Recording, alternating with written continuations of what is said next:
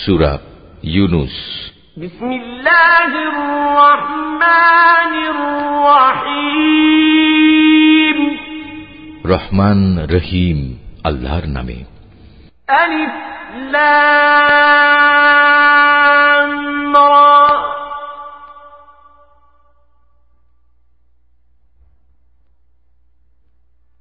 তিলকা আয়াতুল কিতাবিল হাকীম।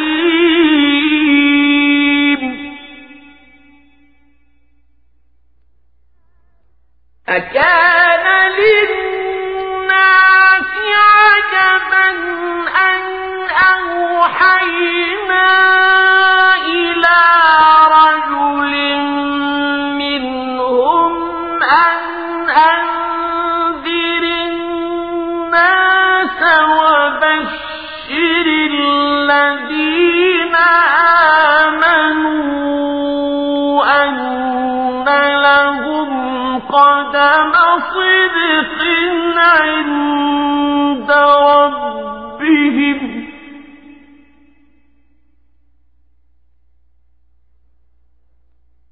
قال الكافرون إن هذا لساحر مبين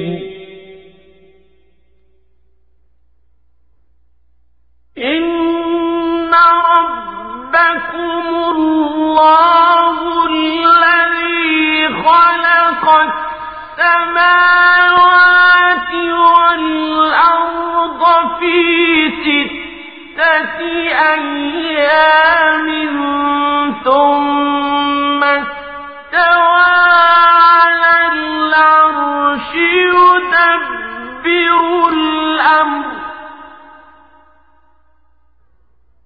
ما من شفيع إلا من بعد إذنه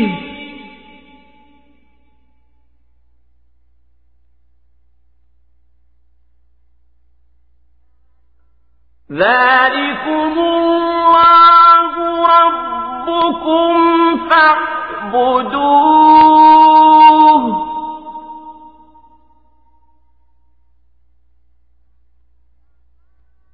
أفلا تذكرون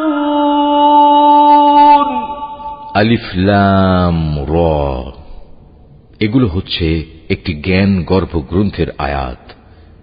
মানুষের কাছে এটা কি আসলেই একটা আশ্চর্যের বিষয় যে আমি তাদের মধ্যে থেকে তাদেরই মতো একজন মানুষের কাছে ওহী পাঠিয়েছি, যেন সে মানুষকে তাদের জাহান্নাম সম্পর্কে সাবধান করে দিতে পারে। আবার যারা এ ওহীর উপর ঈমান আনে তাদের এ মর্মে সুসংবাদও দিতে পারে যে তাদের জন্য তাদের মালিকের কাছে উঁচু মর্যাদা রয়েছে। কাফেররা এমনি আশ্চর্যান্বিত হয়ে পড়ল যে তারা বলল, অবশ্যই এ ব্যক্তি একজন সুদক্ষ জাদুকর। হে মানুষ, তোমাদের মালিক হচ্ছেন আল্লাহ তাআলা, যিনি আকাশমণ্ডলী ও পৃথিবীকে 6 দিনে পয়দা করেছেন। অতঃপর তিনি আরশে সমাসীন হন। তিনি এর যাবতীয় কাজ স্বহস্তে নিয়ন্ত্রণ করেন। কেউই তাঁর অনুমতি ছাড়া কারো জন্য সুপারিশকারী হতে পারে না। এই হচ্ছেন তোমাদের মালিক আল্লাহ তাআলা। অতএব তোমরা তাঁরই ইবাদত করো। তোমরা কি আসল কথা অনুধাবন করবে না? ইলাইহি মারজিউকুম জামিআন ওয়া'দাল্লাহি হাক্কান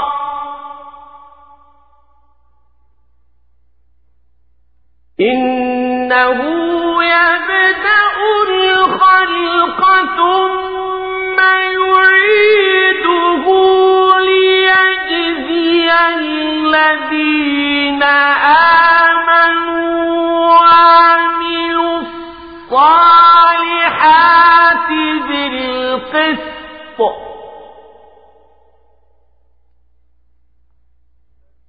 والذين كفروا لهم شراب من حميم وعذاب أليم بما كانوا يكفرون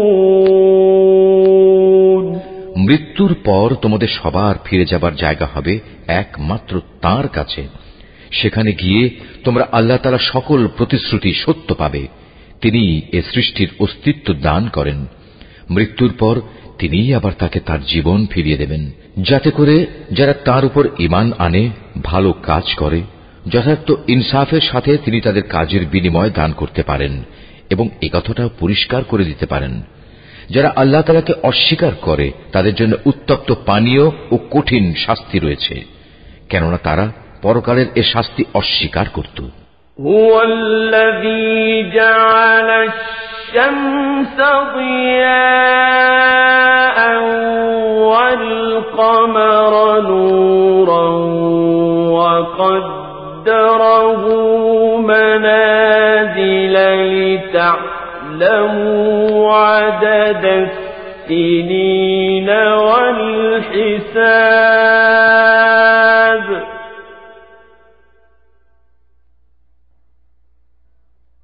ما خلق الله ذلك إلا بالحق يفصل الآيات لقوم يعلمون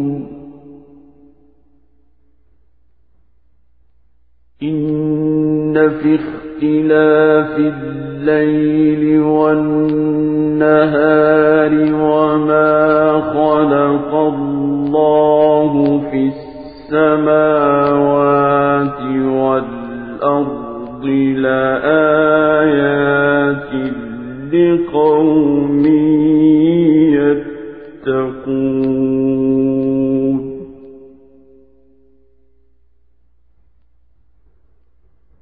إن الذين لا يرجون لقاءنا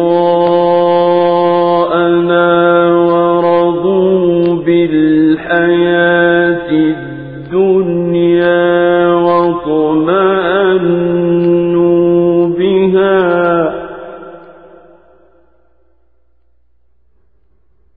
فرضوا بالحياة الدنيا واطمأنوا بها والذين هم عن آياتنا غافلون أولئك مأواهم النار بما كانوا يكسبون সে মহান আল্লাহ তাআলা সূর্যকে প্রখর তেজোদ্দীপ্ত করে বানিয়েছেন এবং চাঁদকে বানিয়েছেন জ্যোতির্ময়। অতঃপর আকাশে তার জন্য কিছু মঞ্জিল তিনি নির্দিষ্ট করে দিয়েছেন, যাতে করে এই নিয়ম দ্বারা তোমরা বছরের গণনা এবং দিন তারিখের হিসাবটা জানতে পারো। আসলে আল্লাহ তাআলা যে এসব কিছু পয়দা করে রেখেছেন তার কোনোটাই তিনি নিরর্থক করেননি। যারা সৃষ্টি রহস্য সম্পর্কে জানতে চায় তাদের জন্য আল্লাহ তাআলা তার নিদর্শন খুলে খুলে বর্ণনা করেন। অবশ্যই দিন ও রাতের পরিবর্তনে এবং আল্লাহ তাআলা যা কিছু এ আসমান সমূহ ও জমিনের মাঝে পয়দা করেছেন তার প্রতিটি জিনিসের মাঝে পরেজগার লোকদের জন্য আল্লাহ তাআলাকে চেনার নিদর্শন রয়েছে। মানুষের মাঝে যারা মৃত্যুর পর আমার সাথে সাক্ষাতের প্রত্যাশী নয়, যারা এ পার্থিব জীবন নিয়েই সন্তুষ্ট এবং এখানকার সবকিছু নিয়েই পরিতৃপ্ত, সর্বোপরি যারা আমার সৃষ্টি বৈচিত্র্যের নিদর্শন সমূহ থেকে গাফেল থাকে, তারাই হচ্ছে সেসব লোক যাদের নিশ্চিত ঠিকানা হবে জাহান্নামের আগুন। এ হচ্ছে তাদের সে কর্মফল যা তারা দুনিয়ার জীবনে অর্জন করেছে। ইন্নাল্লাযীনা আমানু ওয়া আমিলুস সালিহাতি ইয়াহদীহিম রাব্বুহুম বিঈমানিহিম يهديهم ربهم بإيمانهم تجري من تحتهم تحتهم الأنهار في جنات النعيم। অপরদিকে যারা আল্লাহ তাআলার উপর ঈমান এনেছে এবং নেক কাজ করেছে তাদের মালিক তাদের এই ঈমানের কারণেই তাদের সঠিক পথ দেখাবেন। তাদের তলদেশ দিয়ে অসংখ্য নিয়ামতে পরিপূর্ণ জান্নাতে সুপেয় ঝর্ণাধারা প্রবাহমান থাকবে। دعواهم فيها سبحانك اللهم وتحيتهم فيها سلام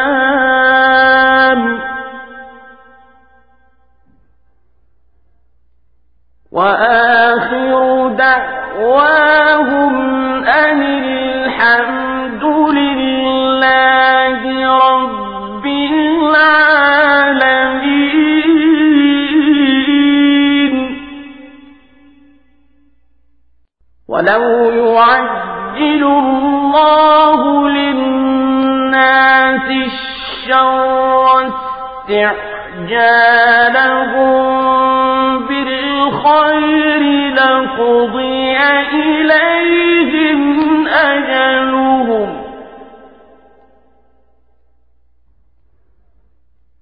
فنذر الذين لا يرجون لقاءنا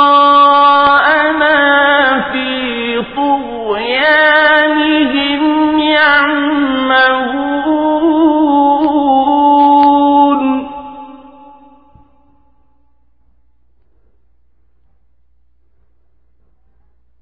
وإذا مس الإنسان الضر دعانا لجنبه أو قاعدا أو قائما فلما كشفنا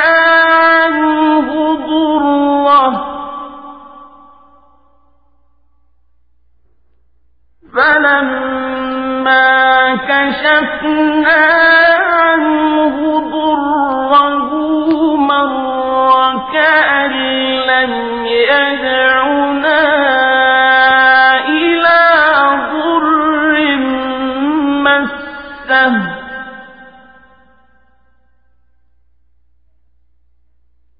كذلك زين للمسرفين ما كانوا يعملون.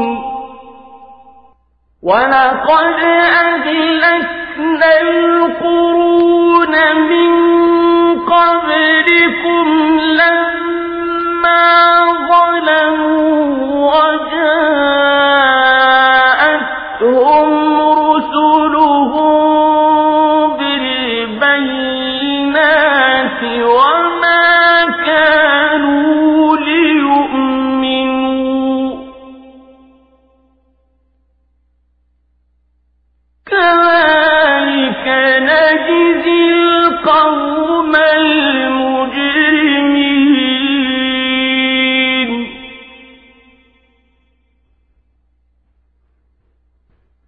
ثم جعلناكم خلائف في الأرض من بعدهم لننظر كيف تعملون. এ সময়ে তাদের মুখে একটি মাত্র ধ্বনি প্রতিধ্বনিত হতে থাকবে, হে আল্লাহ, তুমি কত মহান, কত পবিত্র। সেখানে তাদের পারস্পরিক অভিবাদন হবে সালাম, এবং তাদের শেষ কথা হবে যাবতীয় তারিফ সৃষ্টিকুলের মালিক আল্লাহ তাআলার জন্য।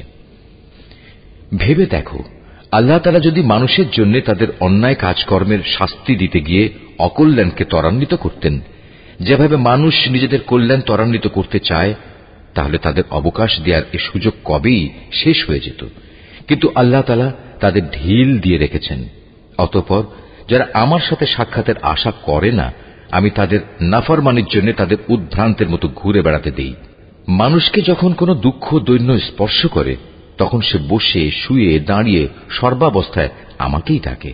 অতঃপর আমি যখন তার দুঃখ কষ্ট তার কাছ থেকে সরিয়ে নিয়ে যাই, তখন সে এমনই বেপরোয়া হয়ে চলতে শুরু করে, তাকে যে একসময় দুঃখ কষ্ট স্পর্শ করেছিল মনে হয় তা দূর করার জন্য আমাকে সে কখনো ডাকেইনি। এভাবেই যারা বারবার সীমা লঙ্ঘন করে তাদের জন্য তাদের কাজকর্ম শোভনীয় করে দেয়া হয়েছে। তোমাদের আগে অনেক কয়েকটি মানব গোষ্ঠীকে আমি ধ্বংস করে দিয়েছি যখন তারা জুলুম করতে শুরু করেছিল, অথচ তাদের কাছে আমার সুস্পষ্ট নিদর্শন সহ তাদের রসুলরা এসেছিল, কিন্তু তারা কোনো রকমেই ঈমান আনল না। এভাবেই ধ্বংসের মাধ্যমে আমি নাফরমান জাতিদের তাদের জুলুমের প্রতিফল দিয়ে থাকি। অতঃপর আমি এ জমিনে তাদের জায়গায় তোমাদের খলিফা করে পাঠিয়েছি। আমি দেখতে চাই তোমরা আমার সাথে কি ধরনের আচরণ করো। وَإِذَا تُتْلَى عَلَيْهِمْ آيَاتُنَا بَيِّنَاتٍ قَالَ الَّذِينَ لَا يَرْجُونَ لِقَاءَنَا ائْتِ بِقُرْآنٍ غَيْرِ هَذَا أَوْ بَدِّلْهُ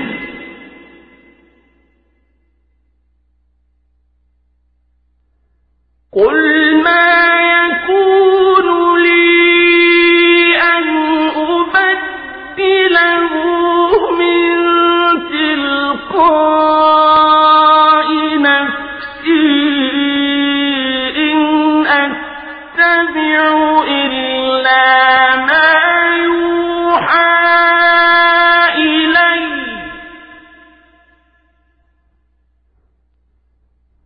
إِنْ أَتَّبِعُ إِلَّا مَا يُوحَى إِلَيَّ إِنِّي أَخَافُ إِنْ عَصَيْتُ رَبِّي عَذَابَ يَوْمٍ عَظِيمٍ। হে নবী, যখন আমার সুস্পষ্ট আয়াতসমূহ তাদের পড়ে শোনানো হয়, তখন তাদের মধ্যে যারা আমার সাথে মৃত্যুর পর কোন রকম দেখা সাক্ষাতের আশা করে না, তারা ঔদ্ধত্যের সাথে তোমাকে বলে, এছাড়া অন্য কোন কোরআন নিয়ে এসো কিংবা একে বদলে দাও। তুমি এদের বলো, আমার নিজের এমন কোন ক্ষমতাই নেই যে আমি একে বদলে দেব। আমি তো তাই অনুসরণ করি যা আমার উপর ওহী আসে। আমি যদি আমার মালিকের কোন রকম নাফরমানি করি, তাহলে আমি একটি মহা দিবসের কঠিন শাস্তির ভয় করি। قُلْ لَوْ شَاءَ اللَّهُ مَا تَلَوْتُهُ عَلَيْكُمْ وَلَا أَدْرَاكُمْ بِهِ فَقَدْ لَبِثْتُ فِيكُمْ عُمُرًا مِّن قَبْلِهِ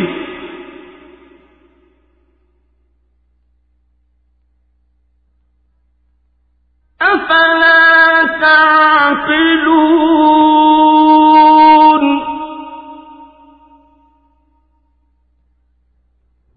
فَمَنْ أَظْلَمُ مِمَّنِ افْتَرَى عَلَى اللَّهِ كَذِبًا أَوْ كَذَّبَ بِآيَاتِهِ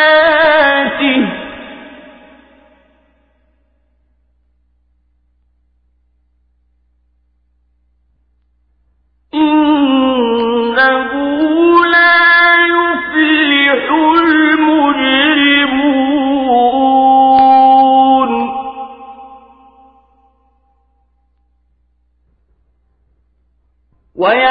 وَيَعْبُدُونَ مِن دُونِ اللَّهِ مَا لَا يَضُرُّهُمْ وَلَا يَنفَعُهُمْ وَيَقُولُونَ هَٰؤُلَاءِ شُفَعَاؤُنَا عِندَ اللَّهِ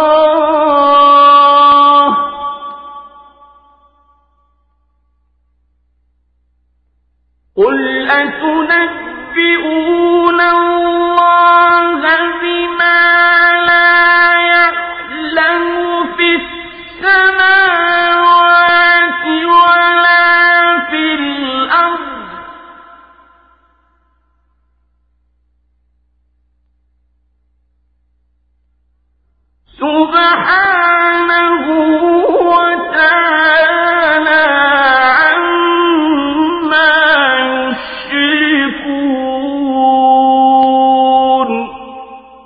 তাদের তুমি এও বলো, আল্লাহ তাআলা না চাইলে আমি তোমাদের কাছে এ কোরআন তো পাঠই করতাম না, আমি তো এ গ্রন্থ সম্পর্কে তোমাদের কোনো কিছু জানাতামই না। কিন্তু আমি তো এর আগেও তোমাদের মাঝে অনেকগুলো বয়স কাটিয়ে এসেছি, তোমরা কি বুঝতে পারছো না? অতঃপর বলো, তার চাইতে বড় জালেম আর কে হতে পারে যে আল্লাহ তাআলার উপর মিথ্যা আরোপ করে কিংবা তার আয়াত অস্বীকার করে? এ ধরনের নাফরমান লোকেরা কখনোই সফল কাম হয় না। এ মূর্খ লোকেরা আল্লাহ তাআলাকে বাদ দিয়ে এমন কিছুর উপাসনা করে যা তাদের কোন রকম ক্ষতি করতে পারে না, আবার তা তাদের কোন রকম উপকারও করতে পারে না। তারা বলে, এগুলো হচ্ছে আল্লাহ তাআলার কাছে আমাদের সুপারিশকারী। তুমি এ মুশরিকদের বলো, তোমরা কি আল্লাহ তাআলাকে এমন কোন কিছুর খবর দিতে চাও যা তিনি আসমান সমূহের মাঝে অবহিত নন এবং জমিনের মাঝেও নন? তিনি পাক, পবিত্র এবং মহান। তারা যে শিরক করে তিনি তার চাইতে অনেক ঊর্ধ্বে।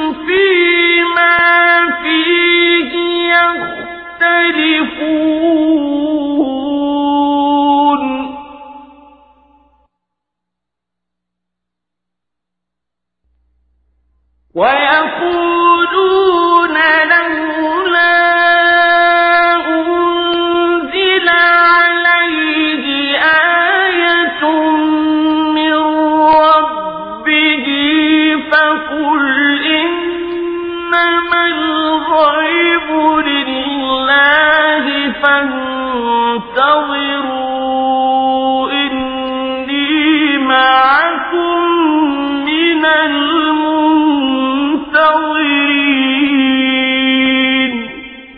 মূলত মানুষ ছিল একই জাতি, অতঃপর তারা তাদের মাঝে মতবিরোধ সৃষ্টি করেছে। তোমার মালিকের পক্ষ থেকে তাদের শাস্তির মুহূর্তটি মৃত্যুর পরবর্তী জীবন পর্যন্ত স্থগিত করার ঘোষণা না থাকলে কবেই সে বিষয়ে ফয়সালা হয়ে যেত। আজ এ বিষয় নিয়ে তারা মতবিরোধ ঘটায়। তারা আরো বলে, তার মালিকের কাছ থেকে তার উপর কোনো নিদর্শন অবতীর্ণ হয় না কেন? তুমি তাদের বলো, গায়েব সংক্রান্ত যাবতীয় জ্ঞান তো একমাত্র আল্লাহ তাআলার কাছে। অতএব আল্লাহ তাআলার সে গায়েবী ফয়সালার জন্য তোমরা অপেক্ষা করো, আর আমিও তোমাদের সাথে সেদিনের প্রতীক্ষা করছি।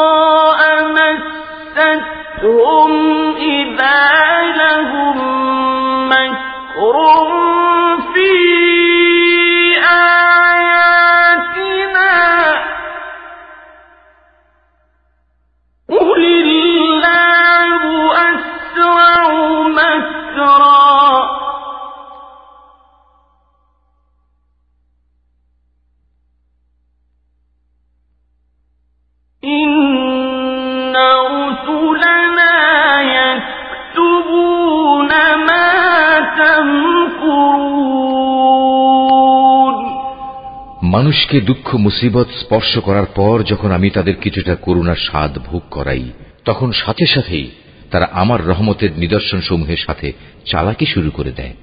হে নবী, তুমি বলো, কলাকৌশলে আল্লাহ তাআলা সবার চাইতে বেশি তৎপর। অবশ্যই আমার ফেরেশতারা তোমাদের যাবতীয় কলাকৌশলের কথা তোমাদের আমল নামায় লিখে রাখে।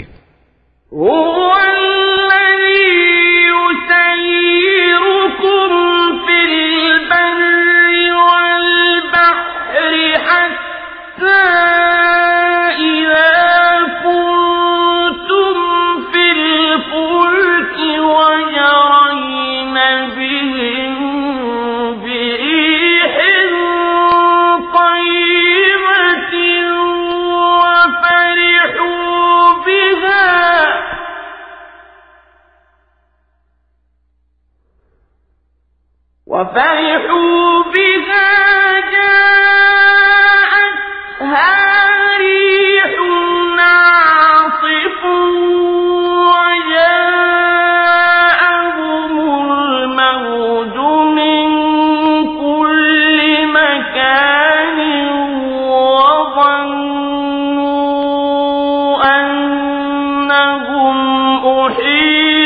بهم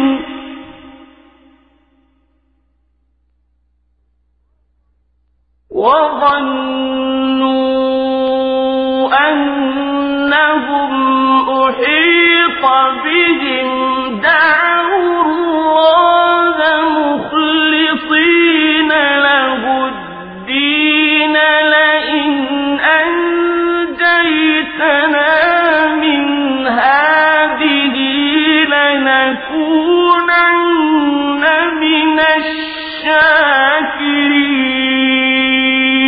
তিনি মহান আল্লাহ তাআলা, যিনি তোমাদের জলে স্থলে ভ্রমণ করান।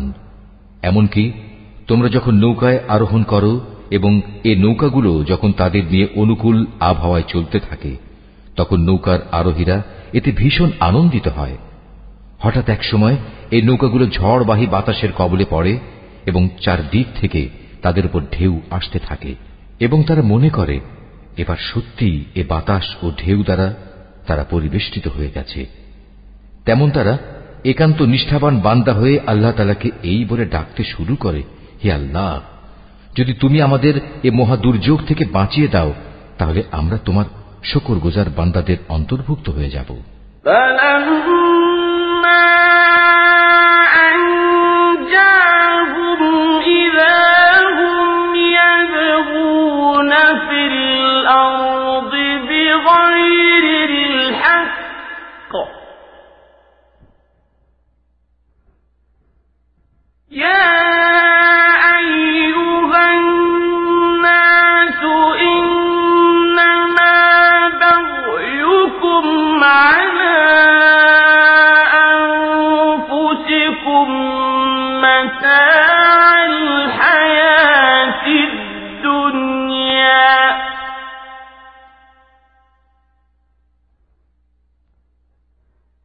متاع الحياة الدنيا ثم إلينا مرجعكم فننبئكم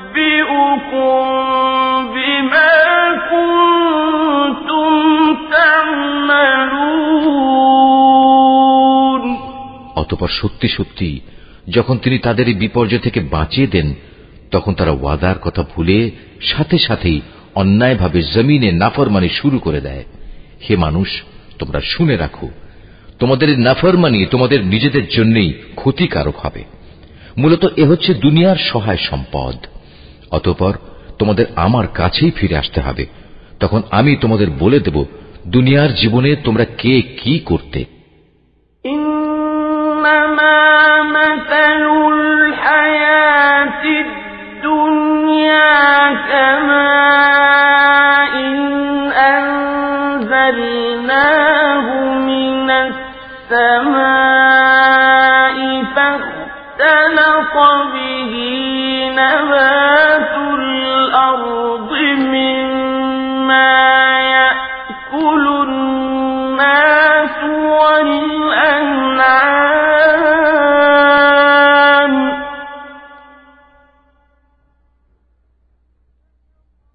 فاختلط به نبات الأرض مما يأكل الناس والأنعام حتى إذا أخذت الأرض زخرفها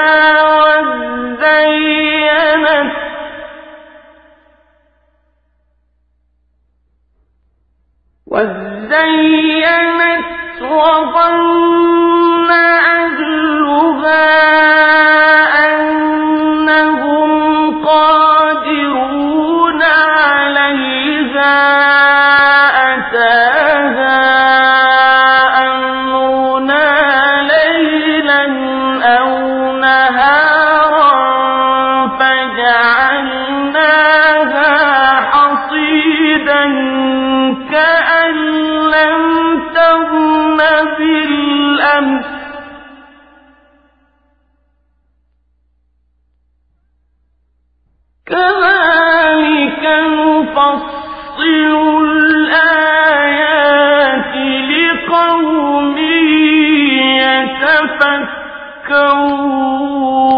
يتفكرون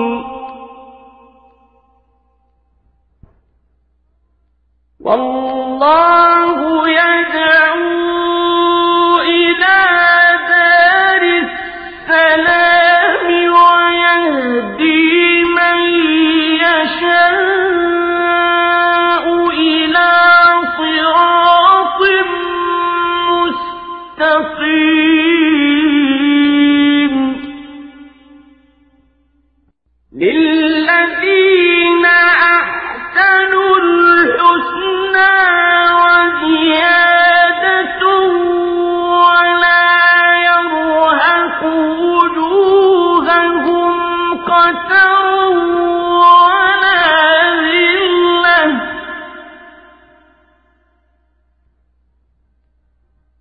أولئك أصحاب الجنة هم فيها خالدون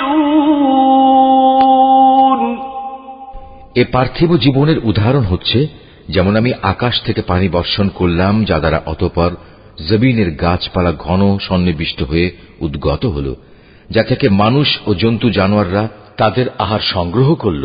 এরপর একদিন যখন জমিন তার সৌন্দর্যের রূপ ধারণ করল এবং আপন সৌন্দর্যে সে শোভিত হয়ে উঠল, তখন এসব দেখে তার জমিনের মালিক মনে করল তারা বুঝি এর ফসল ভোগ করার উপর এখন সম্পূর্ণ ক্ষমতাবান হয়ে গেছে।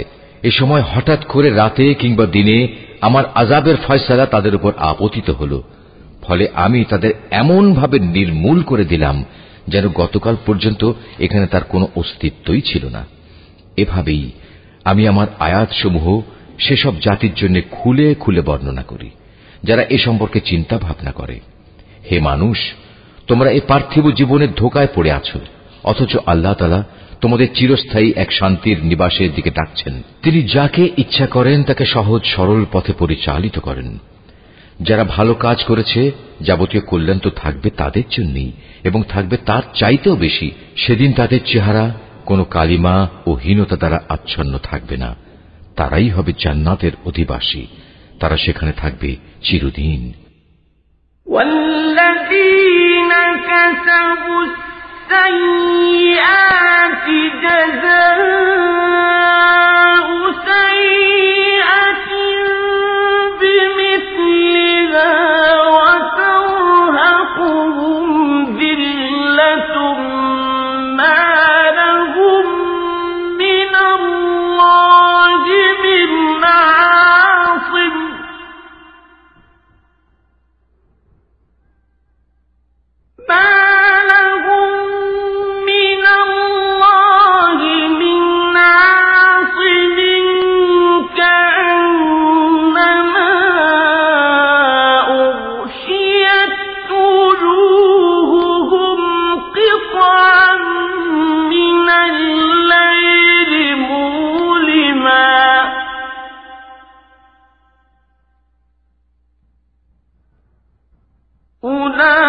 أولئك أصحاب النار هم فيها خالدون অপরদিকে যারা মন্দ কাজ করেছে তাদের মন্দের প্রতিফল তেমন মন্দই হবে। অপমান তাদের আচ্ছন্ন করে ফেলবে। সেদিন আল্লাহর আযাব থেকে তাদের রক্ষাকারী কেউই থাকবে না। তাদের চেহারা এমনই কালো হবে যেন রাতের অন্ধকার ছিঁড়ে তার একটি টুকরো তাদের মুখের উপর ছেয়ে দেয়া হয়েছে। এরা হচ্ছে জাহান্নামের অধিবাসী, সেখানে তারা চিরদিন থাকবে। ويوم نحشرهم جميعا ثم نقول للذين أشركوا مكانكم أنتم وشركاؤكم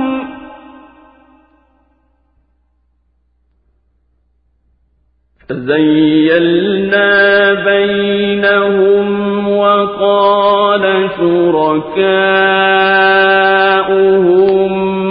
ما كنتم إيانا تعبدون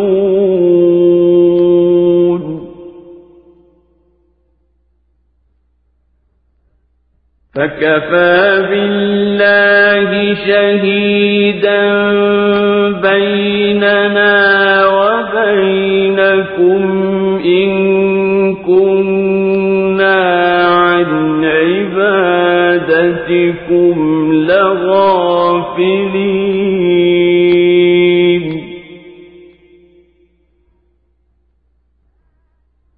هنالك تبلو كل نفس ما أسلفت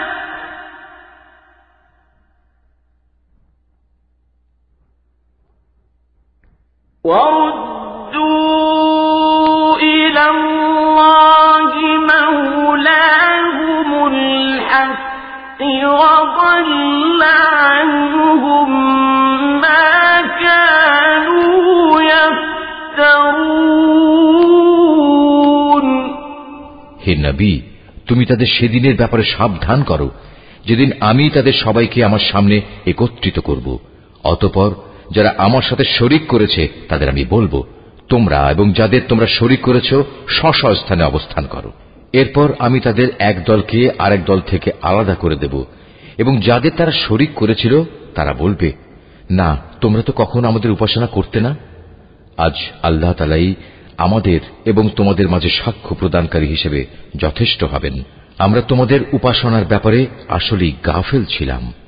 এভাবেই সেদিন প্রত্যেক ব্যক্তি নিজের কর্মফল যা সে করে এসেছে পুরোপুরি জানতে পারবে এবং সবাইকে তাদের আসল মালিক আল্লাহ তাআলার কাছে ফিরিয়ে নেওয়া হবে। দুনিয়ায় তারা যেসব মিথ্যা ও অলীক কথাবার্তা আল্লাহ তাআলা সম্পর্কে উদ্ভাবন করত, নিমেষেই তা তাদের কাছ থেকে হারিয়ে যাবে।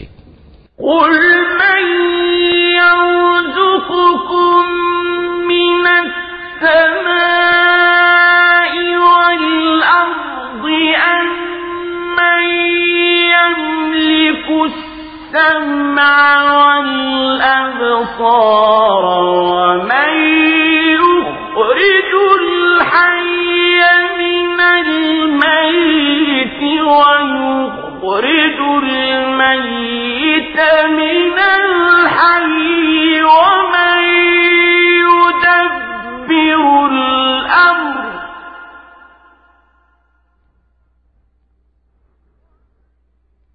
وَمَن يُخْرِجُ الْحَيَّ مِنَ الْمَيِّتِ وَيُخْرِجُ الْمَيِّتَ مِنَ الْحَيِّ وَمَن يُدَبِّرُ الْأَمْرَ فَسَيَقُولُونَ اللَّهُ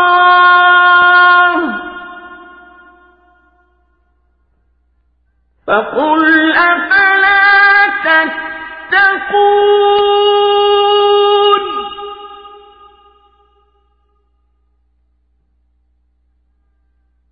فَذَلِكُمُ اللَّهُ رَبُّكُمُ الْحَقُّ فَمَاذَا بَعْدَ الْحَقِّ إِلَّا الضَّلَالُ فَأَنَّىٰ تُصْرَفُونَ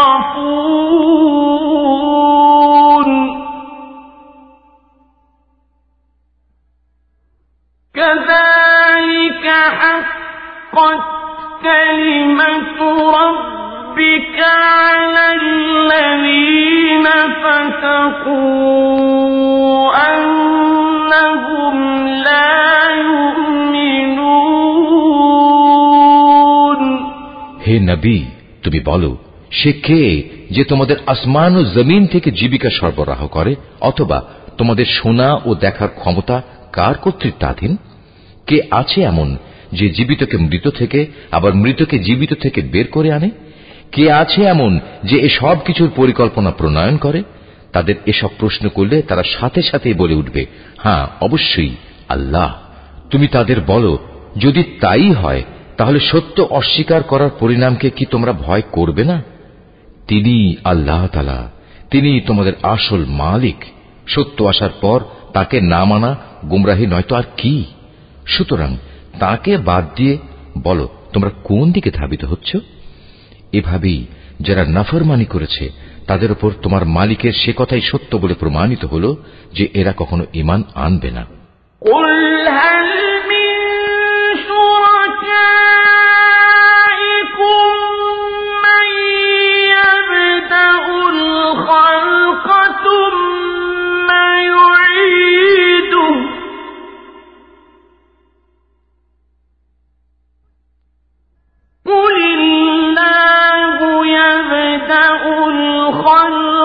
ثم يعيده فأنى تؤفكون। তুমি তাদের আরো বলো, তোমাদের বানানো এসব শরীকদের মধ্যে এমন কেউ কি আছে যে প্রথমবার বানাতে পেরেছিল, অতঃপর মৃত্যুর পর আবারও তা তৈরি করতে পারবে? তুমি বলো, আল্লাহ তাআলা এই সৃষ্টিকে প্রথম অস্তিত্ব প্রদান করেন, অতঃপর দ্বিতীয়বার তিনিই তাতে পুনরায় জীবন দান করেন। এরপরেও তোমরা কেন বারবার সত্য থেকে বিচ্যুত হচ্ছ?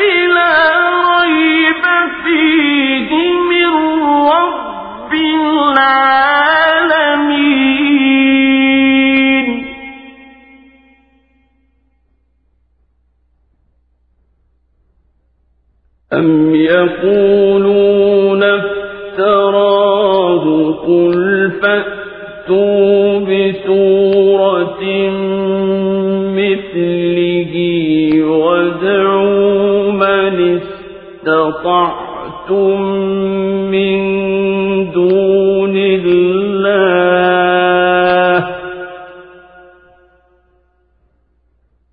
قل فأتوا بسورة مثله وادعوا من استطعتم من دون الله إن كنتم صادقين।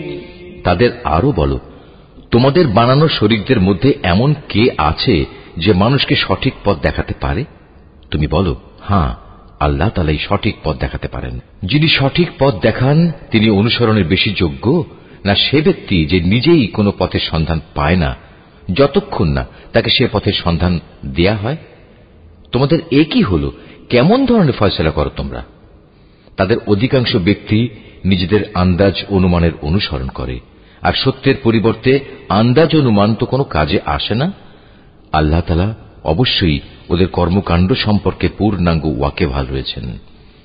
এ কোরআন এমন কোন গ্রন্থ নয় যে আল্লাহর ওহী ব্যতিরেকে কারো ইচ্ছা মাফিক বানিয়ে নেওয়া যাবে, বরং এই গ্রন্থ সেসব গ্রন্থের সত্যবাদিতার সাক্ষ্য প্রদান করে যা এর আগে নাজিল হয়েছিল।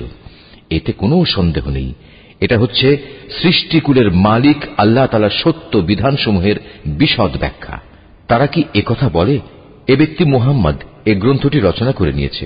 হে নবী, তুমি এদের বলো, তোমরা তোমাদের দাবিতে যদি সত্যবাদী হও তাহলে তোমরাও এমনই ধরনের একটি সূরা বানিয়ে নিয়ে এসো, এবং এ ব্যাপারে আল্লাহ তাআলা ছাড়া আর যাদের যাদের তোমরা ডাকতে চাও ডেকে তাদেরও সাহায্য নাও। بل كذبوا بما لم يحيطوا بعلمه ولما يأتهم تأويله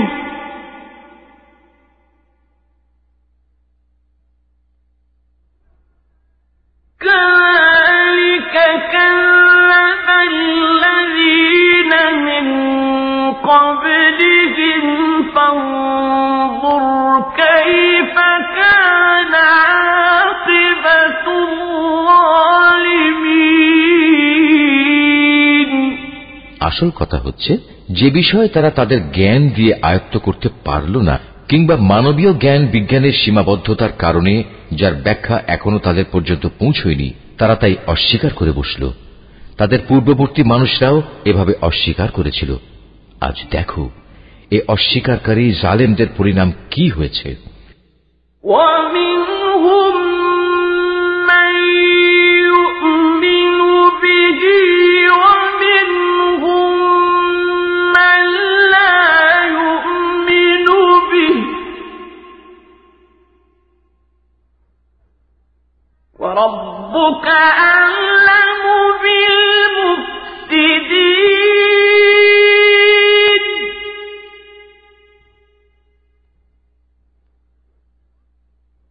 وإن كذبوك فقل لي عملي ولكم عملكم أنتم بريئون مما أعمل وأنا بريء مما تعملون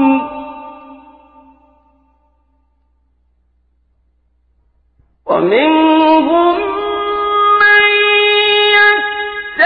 يستمعون إليك أفأنت تسمع الصم ولو كانوا لا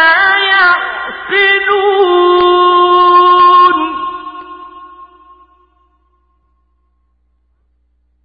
ومنهم من ينظر إليك أفأنت تهدي العمي ولو كانوا لا يبصرون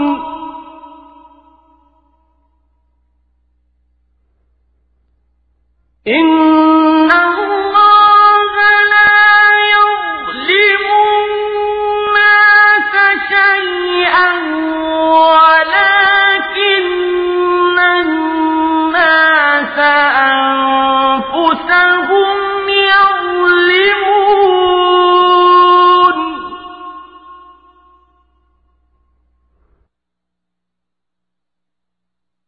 ويوم يحشرهم كأن لم يلبثوا إلا ساعة من النهار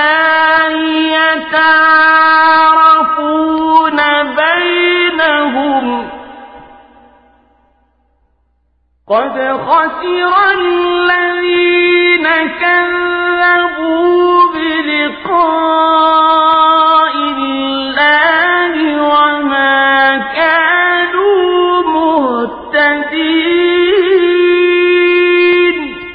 তাদের মধ্যে কিছু লোক এই গ্রন্থের উপর ঈমান আনবে, আবার কিছু আছে যারা এতে ঈমান আনবে না। জেনে রেখো, তোমার মালিক কিন্তু এই বিপর্যয় সৃষ্টিকারীদের ভালো করেই জানেন। এত বলা কওয়া সত্ত্বেও তারা যদি তোমাকে মিথ্যা প্রতিপন্ন করতেই থাকে, তাহলে তুমি তাদের বলে দাও, দেখো, আমার কাজকর্মের দায়িত্ব আমার উপর, আর তোমাদের কাজকর্মের দায়িত্ব তোমাদের উপর। আমি যা কিছু করছি তার জন্য তোমরা দায়ী নাও, আবার তোমরা যা করো তার জন্য আমি দায়ী নই। হে নবী, এদের মধ্যে কিছু লোক এমন আছে যারা তোমার দিকে কান পেতে রাখে। তুমি কি বধিরকে আল্লাহর কালাম শোনাবে, যদিও তারা এর কিছুই বুঝতে পারে না? আবার ওদের মধ্যে কেউ কেউ আছে যারা তোমার দিকে তাকিয়ে থাকে, কিন্তু তুমি কি অন্ধকে পথ দেখাবে, যদিও তারা নিজেরা এর কিছুই দেখতে পায় না? নিঃসন্দেহে আল্লাহ তাআলা মানুষের উপর কোন রকম জুলুম করেন না, বরং আল্লাহর অবাধ্য হয়ে মানুষেরা নিজেরাই নিজেদের ওপর জুলুম করে। যেদিন তিনি তাদের সবাইকে একত্রিত করবেন, সেদিন তাদের মনে হবে যেন তারা দুনিয়ায় দিনের একটি ক্ষণ মাত্র কাটিয়ে এসেছে। তখন তারা একজন আরেকজনকে চিনতে পারবে। ক্ষতিগ্রস্ত হয়েছে তারা যারা আল্লাহর সামনাসামনি হওয়াকে অস্বীকার করেছিল। আসলে এই মানুষরা কখনোই হেদায়েত প্রাপ্ত ছিল না।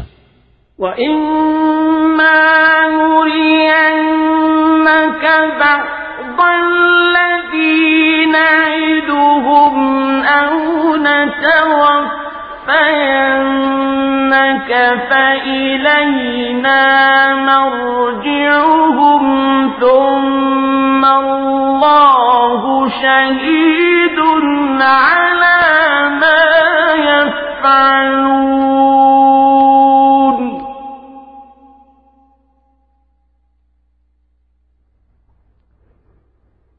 ولكل أمة رسول فإذا جاء رسولهم قضي بينهم بالقسط وهم لا يظلمون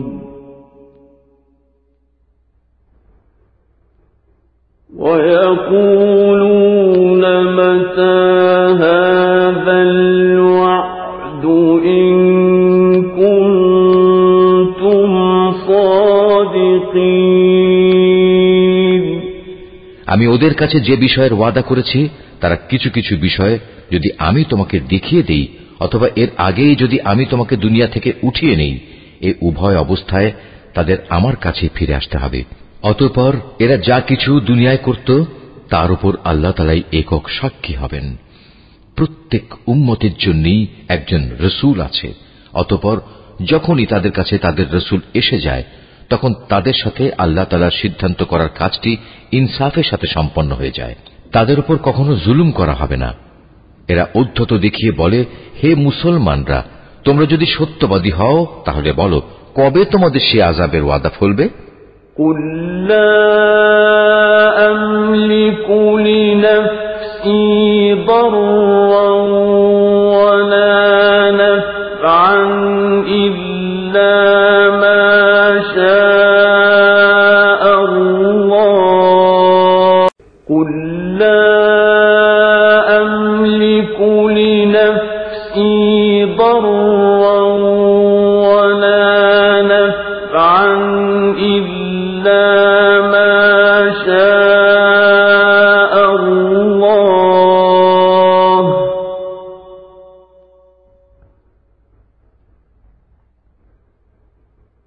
لكل أمة أجل إذا جاء أجلهم فلا يستأخرون ساعة ولا يستقدمون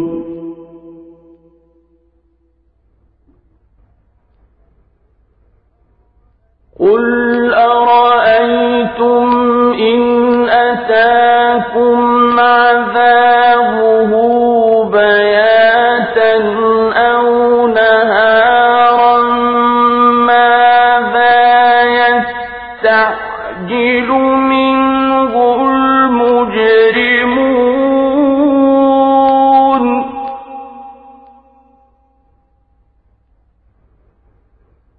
ثم إذا ما وقع آمنتم به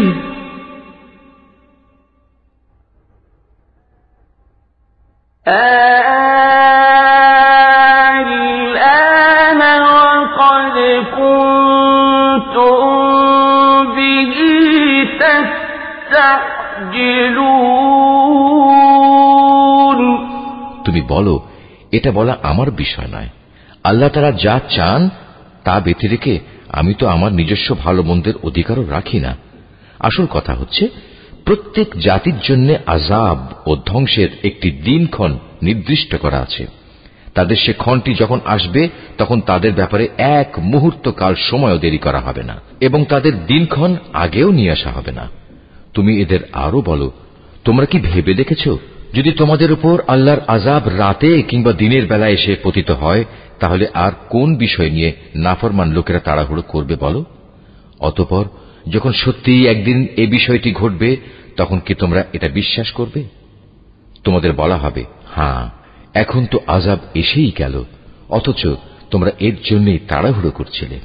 ثم قيل للذين ظلموا ذوقوا عذاب الخلد هل تجزون إلا بما كنتم تكسبون অতঃপর জালেমদের বলা হবে, এবার চিরস্থায়ী জাহান্নামের আযাবের স্বাদ ভোগ করো। দুনিয়ার জীবনে তোমরা যা কিছু অর্জন করেছ, এখন তোমাদের শুধু তারই বিনিময় দেয়া হবে। وَيَسْتَنبِئُونَكَ أَحَقٌّ هُوَ قُلْ إِي وَرَبِّي إِنَّهُ لَحَقٌّ وَمَا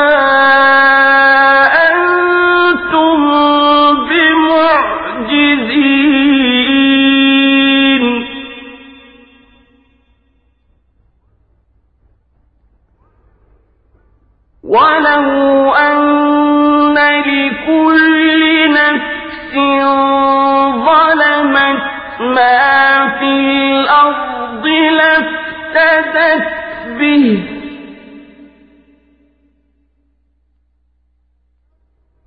وَأَسَرُّوا النَّدَامَةَ لَمَّا رَأَوُا الْعَذَابَ وَقُضِيَ بَيْنَهُم بِالْقِسْطِ وَهُمْ لَا يُظْلَمُونَ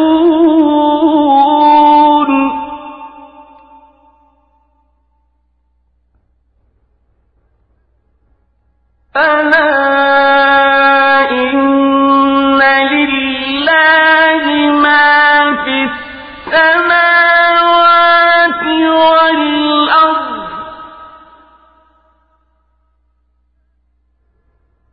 أَلَا إِنَّ وَعْدَ اللَّهِ حَقٌّ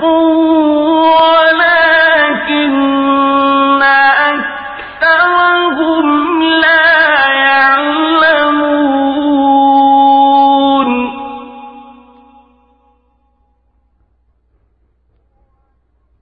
هُوَ يُحْيِي وَيُمِيتُ وَإِلَيْهِ تُرْجَعُونَ হে নবী, এরা তোমার কাছে জানতে চায় আযাব সম্পর্কিত সে কথা আসলে কি ঠিক?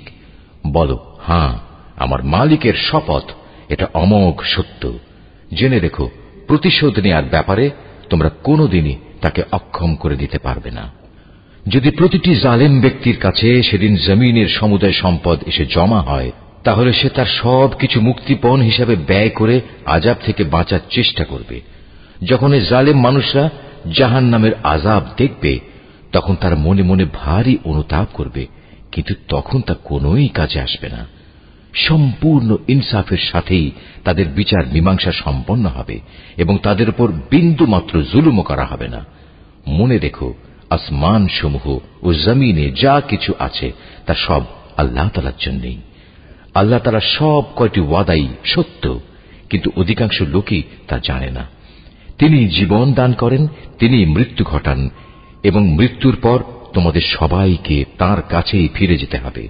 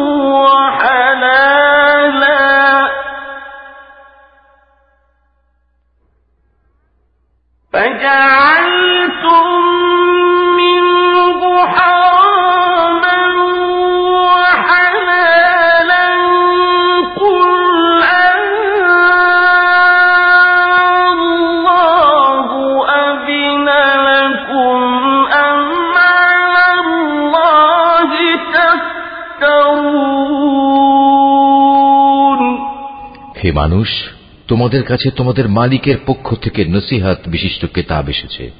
এটা মানুষের অন্তরে যেসব ব্যাধি রয়েছে তার প্রতিকার এবং মোমেনদের জন্য হেদায়েত ও রহমত। হে নবী, তুমি বলো, মানুষের উচিত আল্লাহর এ অনুগ্রহ ও তার রহমতের কারণে আনন্দ প্রকাশ করা, কারণ তারা যা কিছু জ্ঞান ও সম্পদ জমা করেছে এটা তার চেয়ে অনেক ভালো। তুমি এদের বলো, তোমরা কি কখনো এই কথা চিন্তা করে দেখেছ, আল্লাহ তাআলা তোমাদের জন্য যে রিজিক নাজিল করেছেন তার মধ্যে থেকে কিছু অংশকে তোমরা হারাম আর কিছু অংশকে হালাল করে নিয়েছ। তুমি এদের আরো বলো, এসব হালাল হারামের ব্যাপারে আল্লাহ তাআলা কি তোমাদের কোনো অনুমতি দিয়েছেন, না তোমরা আল্লাহর প্রতি মিথ্যা আরোপ করছো?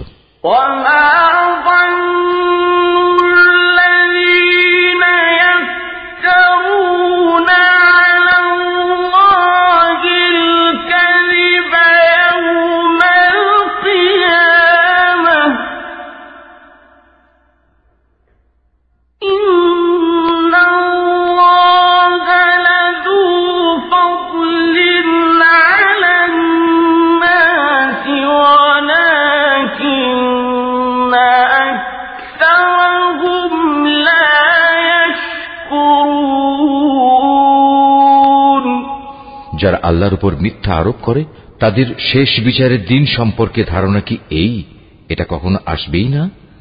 নিঃসন্দেহে আল্লাহ তাআলা বড় অনুগ্রহশীল, তাই তিনি তাদের অবকাশ দিয়ে রেখেছেন, কিন্তু অধিকাংশ মানুষই এজন্য আল্লাহর শুকর আদায় করে না।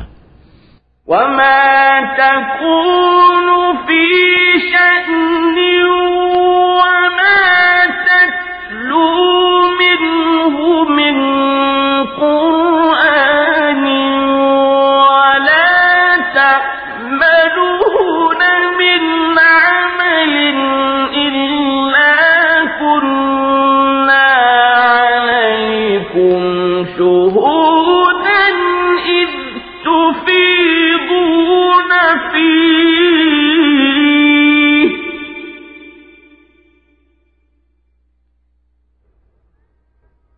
وما يعزب عن ربك من مثقال ذرة في الأرض ولا في السماء ولا أصغر من ذلك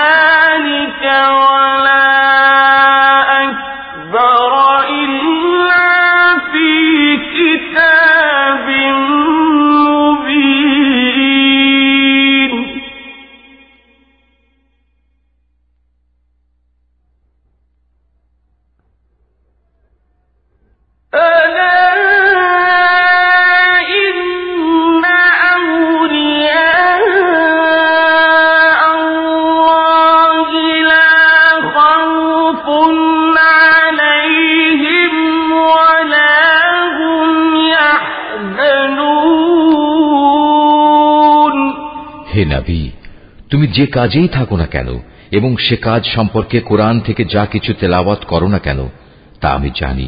হে মানুষরা, তোমরা যে কোনো কাজ করো, যে কোনো কাজে তোমরা প্রবৃত্ত হও না কেন, আমি তার ব্যাপারে তোমাদের উপর সাক্ষী হয়ে থাকি। তোমার মালিকের দৃষ্টি থেকে একটি অণু পরিমাণ জিনিসও গোপন থাকে না। আসমানে ও জমিনে এর চাইতে ছোট কিংবা এর চাইতে বড় কোনো কিছুই নেই যা এর সুস্পষ্ট গ্রন্থে লিপিবদ্ধ নেই। জেনে রেখো, কিয়ামতের দিন আল্লাহ তাআলার বন্ধুদের জন্য কোনো ভয় নেই। সেদিন তারা চিন্তিতও হবে না।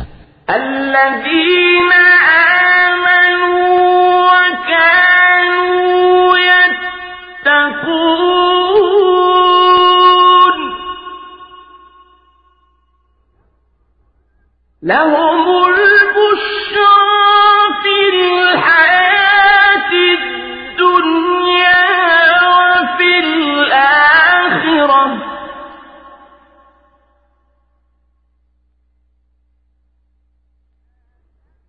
لا تبديل لكلمات الله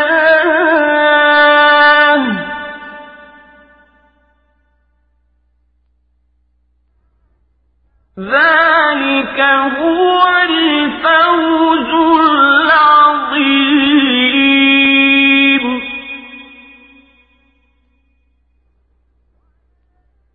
ولا يحزنك قولهم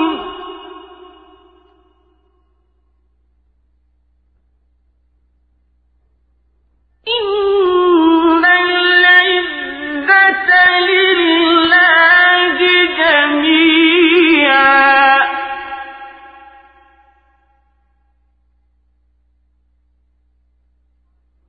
هو السميع العليم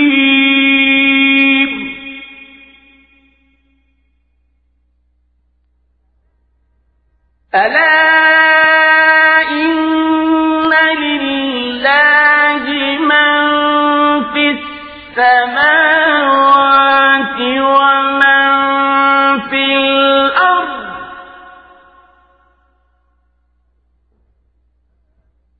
وما يتبع الذين يدعون من دون الله شركاء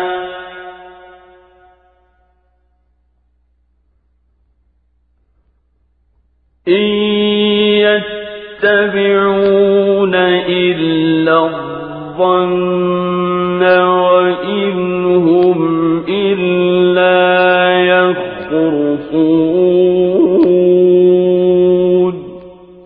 এরা হচ্ছে সে সব লোক যারা আল্লাহর উপর ঈমান এনেছে এবং তাকে ভয় করেছে। এ ধরনের লোকদের জন্য দুনিয়ার জীবনে যেমন সুসংবাদ রয়েছে, তেমনি পরকালের জীবনেও রয়েছে সুসংবাদ। আল্লাহ তাআলার বাণীর কোনো রদ বদল হয় না, আর সত্যিকার অর্থে এটা হচ্ছে মহা সাফল্য। হে নবী, তোমাকে তাদের কথা যেন কোনো দুঃখ না দেয়। নিশ্চয়ই মান ইজ্জত সবই আল্লাহ তাআলার করায়ত্তে। তিনি সব কিছু শোনেন, সব কিছু জানেন। জেনে রেখো, যা কিছু আসমানে আছে আবার যা কিছু আছে জমিনে, সবই আল্লাহর অনুগত। যারা আল্লাহ তাআলা ছাড়া কল্পিত শরীকদের ডাকে, তারা তো শুধু কিছু আন্দাজ অনুমানেরই অনুসরণ করে মাত্র। তারা মূলত মিথ্যাবাদী ছাড়া আর কিছুই নয়। هو الذي جعل لكم الليل لتسكنوا فيه والنهار مبصرا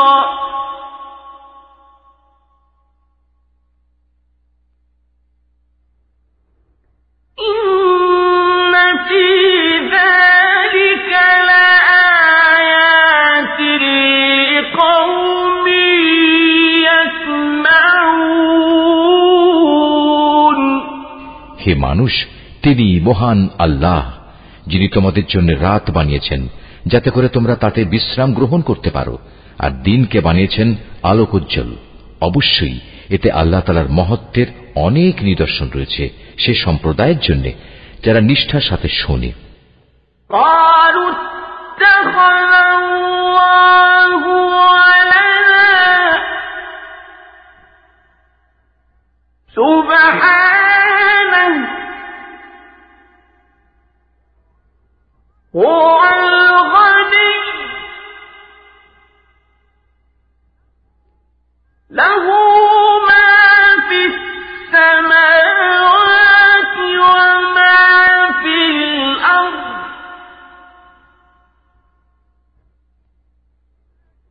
إن عندكم من سلطان بهذا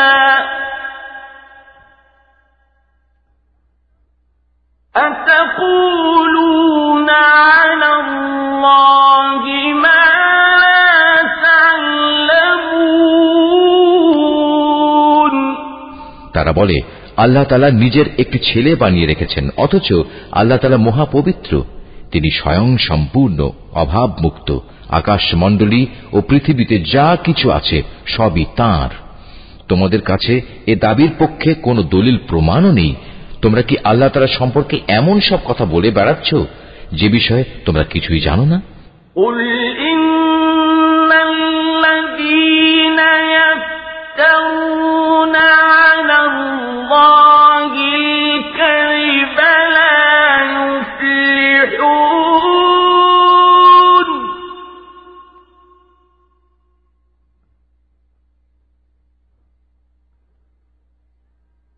مَتَاعٌ فِي الدُّنْيَا ثُمَّ إِلَيْنَا مَرْجِعُهُمْ ثُمَّ نُذِيقُهُمُ الْعَذَابَ الشَّدِيدَ بِمَا كَانُوا يَكْفُرُونَ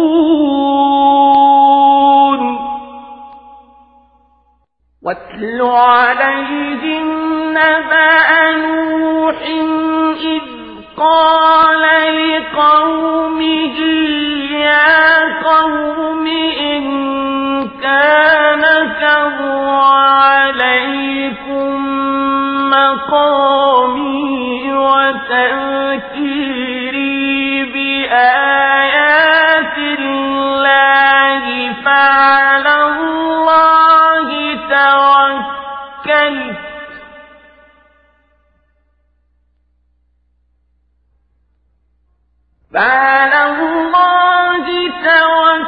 توكلت فأجمعوا أمركم وشركاءكم ثم لا يكن أمركم عليكم غمة ثم قضوا إلي ولا تنظرون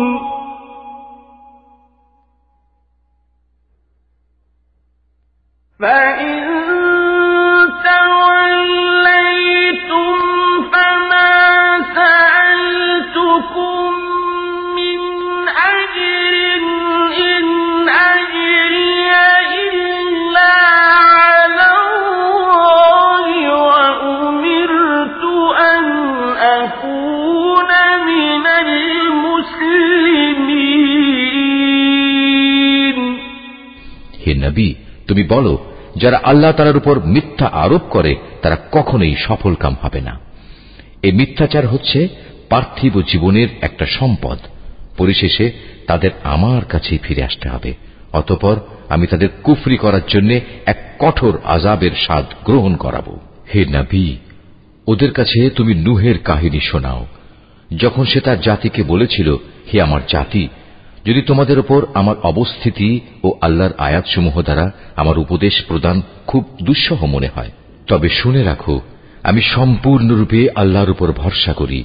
অতঃপর তোমরা যাদের আমার সাথে শরীক বানাচ্ছ তাদের সবাইকে একত্রিত করে আমার বিরুদ্ধে তোমাদের পরিকল্পনা চূড়ান্ত করে নাও। দেখে নাও যেন সে পরিকল্পনার কোনো বিষয় তোমাদের দৃষ্টির আড়ালে না থাকে। অতঃপর আমার সাথে তোমাদের যা করার তা করে ফেলো এবং আমাকে কোনো সময় তোমরা দিও না। হ্যাঁ, যদি তোমরা আমার থেকে মুখ ফিরিয়ে নাও তাহলে আমার ক্ষতি হবে না। আমি তো তোমাদের কাছ থেকে এজন্য কোনো পারিশ্রমিক দাবি করিনি। আমার পারিশ্রমিক সে তো আমার আল্লাহ তাআলার কাছে।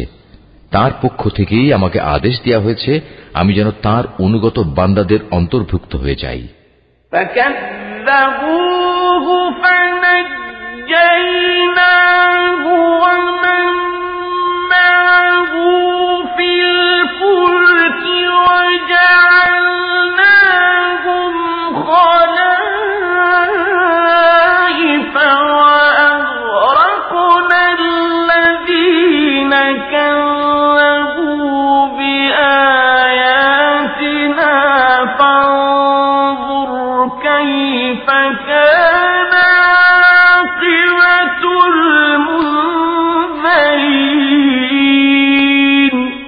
অতঃপর এত বলা কওয়া সত্ত্বেও লোকেরা তাকে মিথ্যা প্রতিপন্ন করল। তখন আমি তাকে এবং তার সাথে যারা নৌকায় আরোহী ছিল তাদের তুফান থেকে উদ্ধার করেছি এবং যাদের বাঁচিয়ে রেখেছিলাম আমি তাদের পূর্ববর্তী লোকদের প্রতিনিধি করে বসিয়ে দিয়েছি। পরিশেষে যারা আমার নিদর্শনসমূহ অস্বীকার করেছে তাদের আমি মহা প্লাবনে ডুবিয়ে দিয়েছি। অতঃপর হে নবী, তুমি চেয়ে দেখো তাদের কি ভয়াবহ পরিণাম হয়েছে, যাদের বারবার আল্লাহর আযাবের ভয় দেখানো হয়েছে।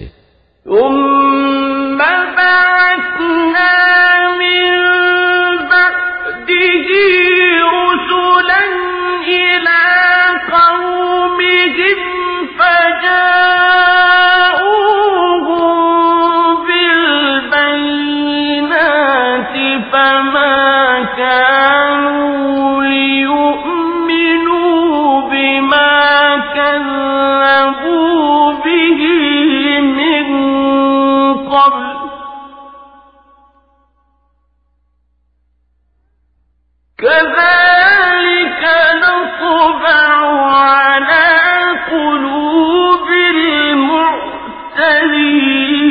المعتدين ثم بعثنا من بعدهم موسى وهارون إلى فرعون وملئه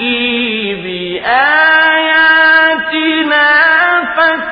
فاستكبروا وكانوا قوما مجرمين فلما جاءهم الحق من عندنا قالوا إن هذا لسحر مبين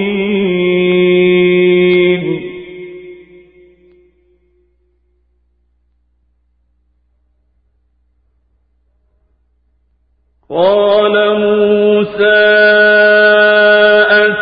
أتقولون للحق لما جاءكم أسحر هذا ولا يفلح الساحرون আমি তারপর অনেক কয়েকজন রাসূলকে তাদের নিজ নিজ জাতির কাছে পাঠিয়েছি। তারা সবাই সুস্পষ্ট প্রমাণসমূহ নিয়ে নিজ জাতির কাছে এসেছে, কিন্তু এমনটি হয়নি যে আগের লোকেরা ইতিপূর্বে যা অস্বীকার করেছিল তার উপর এরা ঈমান আনবে। এভাবে যারা নাফরমানিতে সীমা লঙ্ঘন করে তাদের দিলে আমি মোহর মেরে দিই। তাদের পর আমি আমার সুস্পষ্ট নিদর্শন নিয়ে মুসা ও হারুনকে ফেরাউন এবং তার পরিষদবর্গের কাছে পাঠিয়েছি, কিন্তু তারা সবাই অহংকার করল। আসলে তারা ছিল বড়ই নাফরমান জাতি। আমার পক্ষ থেকে সত্য যখন তাদের কাছে এলো তখন ওরা বলল, নিশ্চয়ই এ হচ্ছে সুস্পষ্ট জাদু। মুসা বলল, তোমরা কি সত্য সম্পর্কে এসব বাজে কথা বলছো যখন তা তোমাদের কাছে প্রমাণসহ এসে গেছে? তোমরা কি মনে করো এটা আসলে জাদু? অথচ জাদুকররা কখনোই সফলকাম হয় না।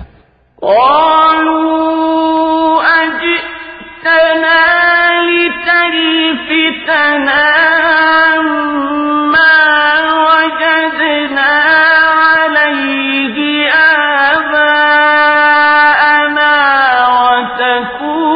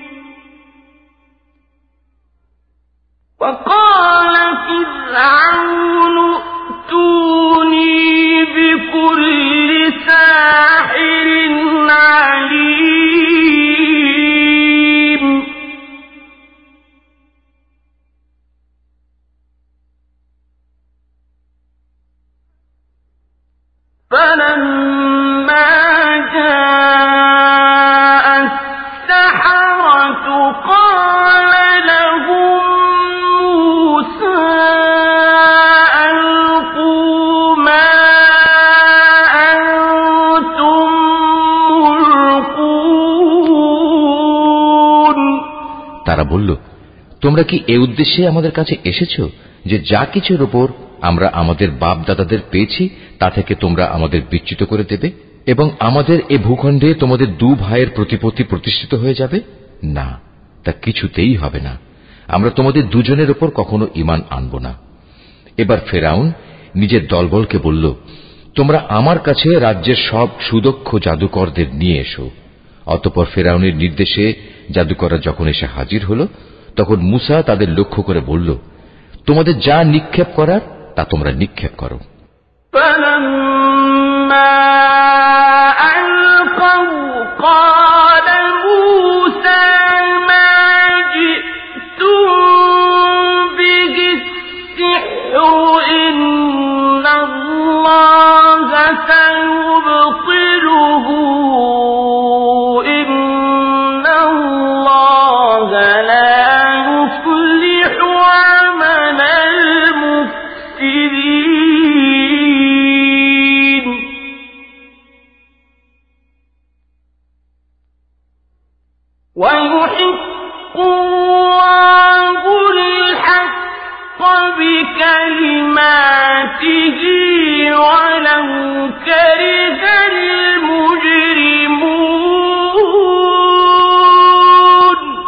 তারা যখন তাদের জাদুর বাণ নিক্ষেপ করল, তখন মূসা বলল, তোমরা যা নিয়ে এসেছো তা হচ্ছে আসলেই জাদু। দেখবে অচিরেই আল্লাহ তাআলা তা ব্যর্থ করে দেবেন। আল্লাহ তাআলা কখনো ফাসাদ সৃষ্টিকারীদের কাজকর্ম শুধরে দেন না। আল্লাহ তাআলা স্বীয় বাণী দ্বারা সত্যকে সত্য বলে প্রতিষ্ঠিত করেন, যদিও নাফরমান মানুষরা একে খুবই অপ্রীতিকর মনে করে।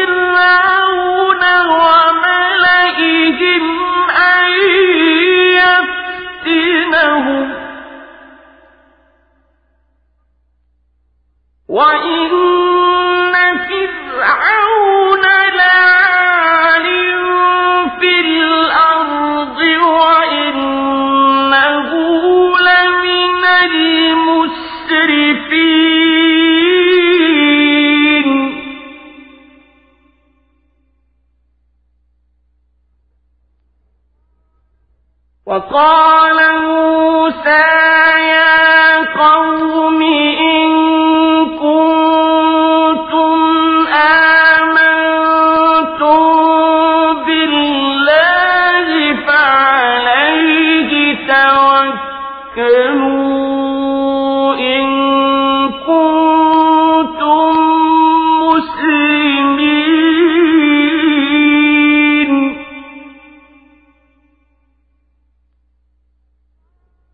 فقالوا على الله توكلنا ربنا لا تجعلنا فتنة للقوم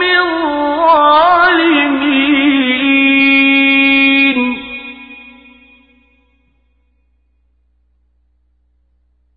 ونجنا برحمتك من القوم الكافرين وأوحينا إلى موسى وأخيه أن تبوأ لقومكما بمصر بيوتا وجعلوا بيوتكم قبلة وأقيموا الصلاة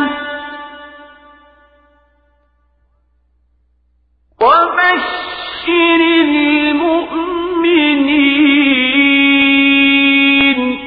ফেরাউন ও তার পরিষদ বর্গের ভয়ে মূসার উপর তার জাতির কতিপয় কিশোর যুবক ছাড়া অন্য কোন লোক ঈমান আনেনি। অবশ্যই ফেরাউন ছিল জমিনের মাঝে অহংকারী বাদশাহ এবং মারাত্মক সীমা লঙ্ঘনকারী। মুসা তার উপর যারা ঈমান এনেছে তাদের বলল, হে আমার জাতি, তোমরা যদি সত্যি মুসলমান হয়ে থাকো তাহলে অধৈর্য না হয়ে যিনি তোমাদের মালিক তোমরা তাঁর উপর ভরসা করো, যদি তোমরা আল্লাহতে আত্মসমর্পণকারী হও। মুসার কথায় অতঃপর তারা বলল, হ্যাঁ, আমরা আল্লাহর উপরই ভরসা করি এবং আমরা বলি, হে আমাদের মালিক, তুমি আমাদের জালেম সম্প্রদায়ের অত্যাচারের শিকারে পরিণত করো না এবং তোমার একান্ত রহমত দ্বারা তুমি আমাদের ফেরাউন ও তার কাফের সম্প্রদায়ের হাত থেকে মুক্তি দাও। আমি এরপর মুসা ও তার ভাই হারুনের কাছে ওহী পাঠালাম, তোমরা তোমাদের জাতির লোকদের জন্য মিশরেই ঘর বাড়ি বানাও এবং তোমাদের ঘরগুলোকে কেবলামুখী করে বানাও এবং তাতে তোমরা নামাজ প্রতিষ্ঠা করো। সর্বোপরি ঈমানদারদের মুক্তির সময় ঘনিয়ে এসেছে মর্মে সুসংবাদ দাও। وقال موسى ربنا إنك آتيت فرعون وملأه زينة وأموالا في الحياة الدنيا ربنا ليضلوا عن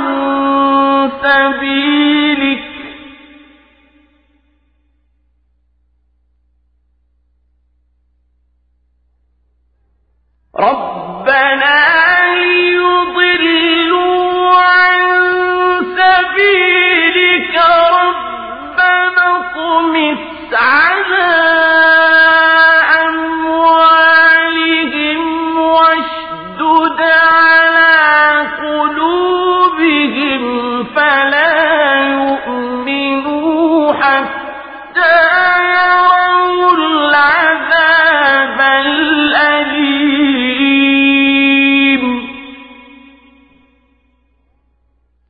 قال قد أجيبت دعوتكما فاستقيما ولا تتبعان سبيل الذين لا يعلمون وجاوزنا ببني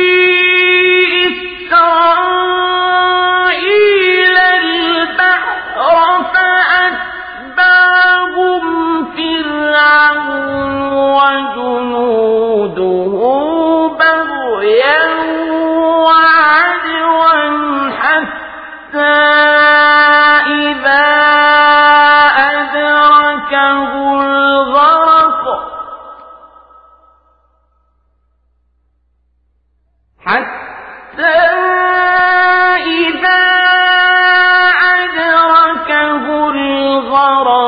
قال آمنت أنه لا إله إلا الذي آمنت به بنو إسرائيل وأنا من المسلمين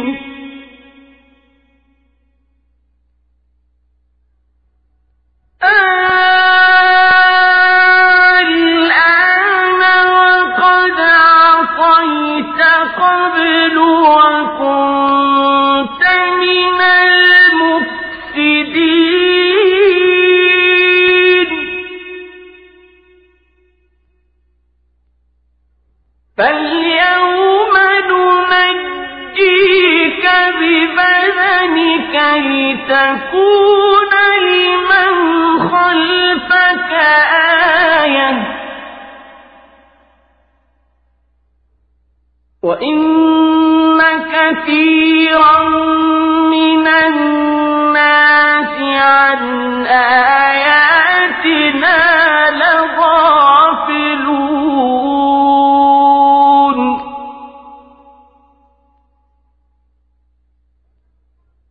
ولقد بوأنا بني إسرائيل مبوأ صدق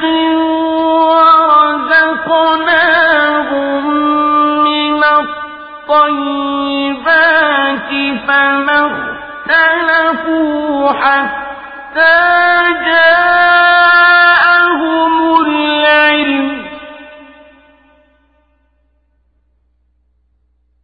إن ربك يقضي بينهم يوم القيامة فيما كانوا فيه يختلفون মুসা আল্লাহ তাআলাকে বলল, হে আমাদের মালিক, নিঃসন্দেহে তুমি ফেরাউন ও তার মন্ত্রী পরিষদকে দুনিয়ার জীবনে সৌন্দর্যমণ্ডিত উপকরণ এবং ধন সম্পদ দান করে রেখেছ। এটা কি এজন্যে, হে আমাদের মালিক, তারা এ দিয়ে জনপদের মানুষকে তোমার পথ থেকে গোমরা করে দেবে?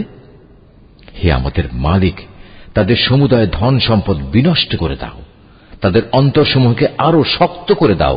মূলত তারা একটা কঠিন আযাব নাজিল হতে না দেখলে কখনোই ঈমান আনবে না। আল্লাহ তাআলা বললেন, হ্যাঁ, তোমাদের উভয়ের দোয়াই কবুল করা হয়েছে। অতএব তোমরা দ্বীনের উপর সুদৃঢ় হয়ে দাঁড়িয়ে থাকো। তোমরা দুজন কখনো সেসব লোকের কথার অনুসরণ করো না যারা কিছুই জানে না। অতঃপর ঘটনা এমন হল, আমি বনী ইসরায়েলদের সাগর পার করিয়ে দিলাম। এরপর ফেরাউন ও তার সৈন্য সামন্ত বিদ্বেষ পরায়ণতা ও সীমা লঙ্ঘন করার জন্য তাদের পিছু নিল। এমনকি যখন সে দলবল সহ সাগরের অথই ঢেউয়ে ডুবতে থাকল, তখন সে বলল, এখন আমি ঈমান আনলাম যে মাবুদের উপর বনী ইসরায়েল ঈমান এনেছে। তিনি ছাড়া দ্বিতীয় কোনো মাবুদ নাই, আমিও তাঁর অনুগতদের একজন। আমি বললাম, এখন ঈমান আনছো, অথচ একটু আগেই তুমি নাফরমানি করছিলে এবং জমিনে তুমি ছিলে বিপর্যয় সৃষ্টিকারীদের অন্যতম নেতা।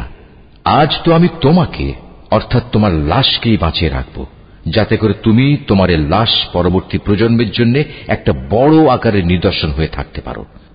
অবশ্য অধিকাংশ মানুষই আমার এসব নিদর্শন থেকে সম্পূর্ণ অজ্ঞ ও বেখবর। ফেরাউনকে ডুবিয়ে মারার পর আমি বনী ইসরায়েলের লোকদের বরকতপূর্ণ ও উৎকৃষ্ট আবাসভূমিতে বসবাস করালাম এবং তাদের জন্য উত্তম জীবনোপকরণের ব্যবস্থা করলাম।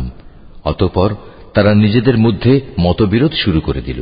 এমনকি যখন দ্বীনের সঠিক জ্ঞান তাদের কাছে এসে পৌঁছল, তারপরেও তারা মতবিরোধ থেকে ফিরে এলো না।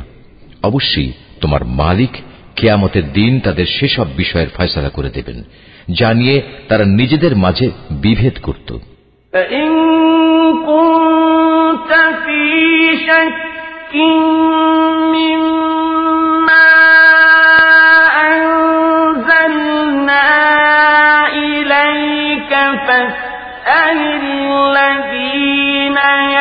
يقرؤون الكتاب من قبلك لقد جاءك الحق من ربك فلا تكونن من الممترين হে নবী, আজ আমি তোমার উপর যে কিতাব নাজিল করেছি তাতে বর্ণিত কোনো ঘটনার ব্যাপারে যদি তোমার মনে কোনো সন্দেহ থাকে, তাহলে সেসব লোকের কাছে এসব ঘটনা জিজ্ঞেস করো যারা তোমার আগে তাদের উপর নাজিল করা কিতাব পড়ে আসছে।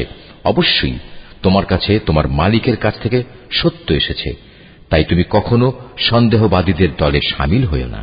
ولا تكونن من الذين كذبوا بآيات الله فتكون من الخاسرين আর তুমি তাদের দলেও শামিল হয়ো না যারা আল্লাহর আয়াতসমূহ মিথ্যা প্রতিপন্ন করেছে। এরূপ করলে তুমি ক্ষতিগ্রস্তদের অন্তর্ভুক্ত হয়ে যাবে। الذين حقت عليهم كلمة ربك لا يؤمنون ولو جاءتهم كل آية حتى يروا العذاب الأليم فلولا كانت قرية آمنت فنفعها إيمانها إلا قوم يونس لما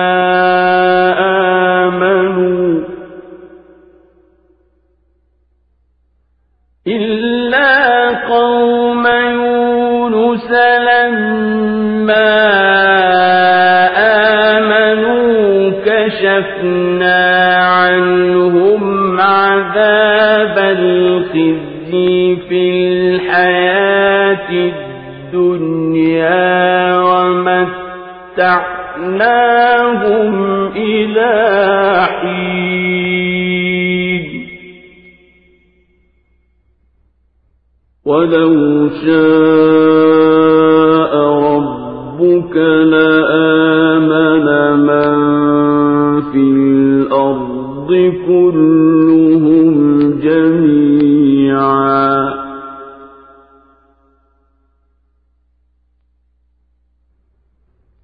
أفأنت تكره الناس حتى يكونوا مؤمنين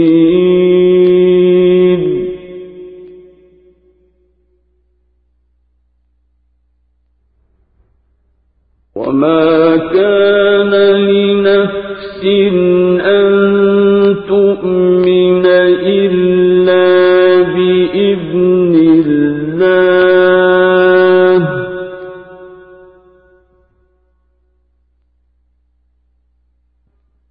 ويجعل الرجس على الذين لا يعقلون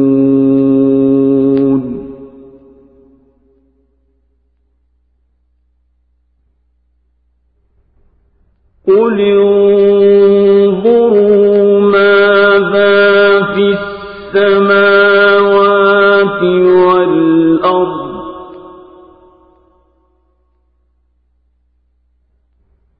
وما تغني الآيات والنذر عن قوم لا يؤمنون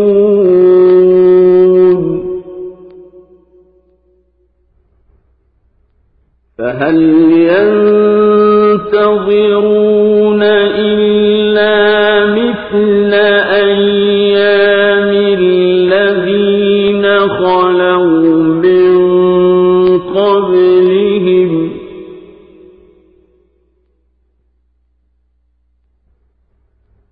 قل فانتظروا إني معكم من المنتظرين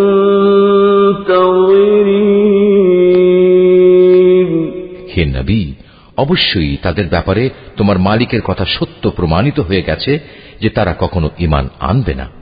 এমনকি তাদের কাছে আল্লাহর প্রত্যেকটি নিদর্শন এসে পৌঁছলেও তারা ঈমান আনবে এমন নয়, যতক্ষণ না তারা কঠিন আযাব নিজেদের চোখে দেখতে পাবে।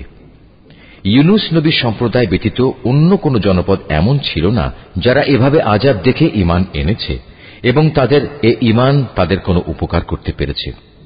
তারা যখন আযাব আসতে দেখে আল্লাহর উপর ঈমান আনল, তখন আমি তাদের এ পার্থিব জীবনের অপমানকর আযাব তাদের কাছ থেকে সরিয়ে নিলাম এবং তাদের আমি এক বিশেষ সময় পর্যন্ত জীবনের উপায় উপকরণ থেকে উপকৃত হতেও সুযোগ দিলাম। হে নবী, তোমার মালিক চাইলে এই জমিনে যত মানুষ আছে তারা সবাই ঈমান আনত, কিন্তু তিনি তা চাননি। তাছাড়া তুমি কি জোর জবরদস্তি করে চাইবে যে তারা সবাই মুমিন হয়ে যাক? কোন মানুষেরই এ সাধ্য নেই যে আল্লাহর অনুমতি বেঁধে রেখে সে ঈমান আনবে। যারা ঈমানের রহস্য বুঝতে পারে না, আল্লাহ তাআলা এভাবেই তাদের জীবনের উপর কুফর ও শিরকের কলুষ লাগিয়ে দেন। হে নবী, তুমি বলো, তোমরা দেখো আসমানসমূহ ও জমিনে কি কি জিনিস রয়েছে, কিন্তু যারা ঈমানই আনবে না তাদের জন্য আল্লাহর এসব নিদর্শন ও পরকালের সাবধান বাণী কোনই উপকারে আসে না। তারাও কি সে ধরনের কোন দিনের অপেক্ষা করছে যে ধরনের অপমানকর দিন তাদের আগের লোকদের উপর এসেছিল? যদি তাই হয় তাহলে তুমি বলো, তোমরা সেদিনের অপেক্ষা করো, আমিও তোমাদের সাথে অপেক্ষা করতে থাকব। ثم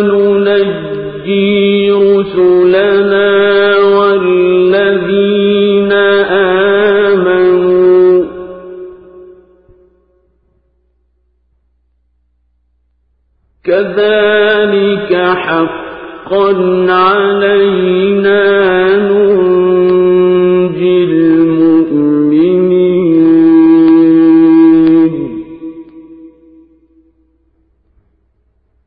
قل يا أيها الناس إن كنتم في شك من ديني فلا أعبد الذين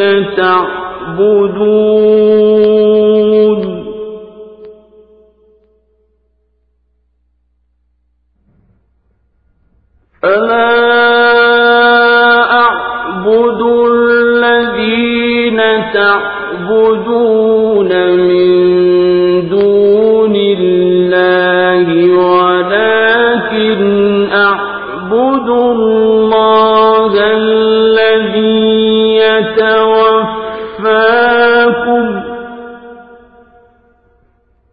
ولكن أعبد الله الذي يتوفاكم وأمرت أن أكون من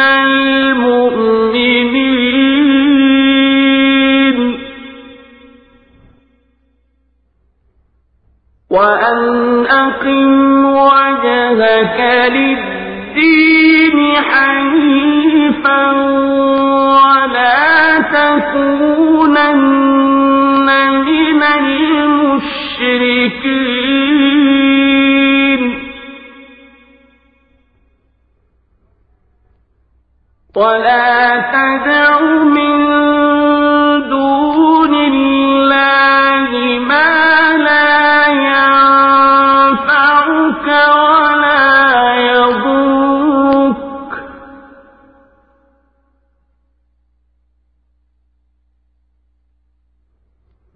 فإن فعلت فإنك إذا من الظالمين وإن يمسسك الله بضر فلا كاشف له إلا هو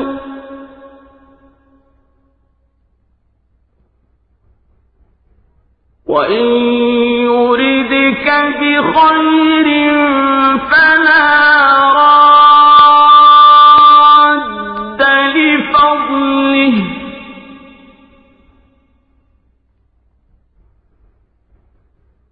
يصيب به من يشاء من عباده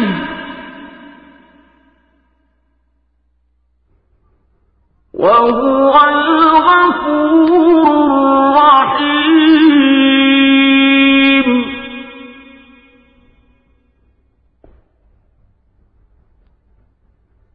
قل يا أيها الناس قد جاءكم الحق من ربكم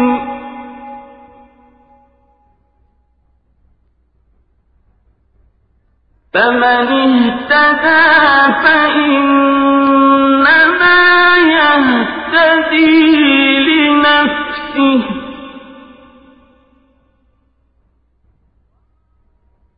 ومن ضل فإنما يضل عليها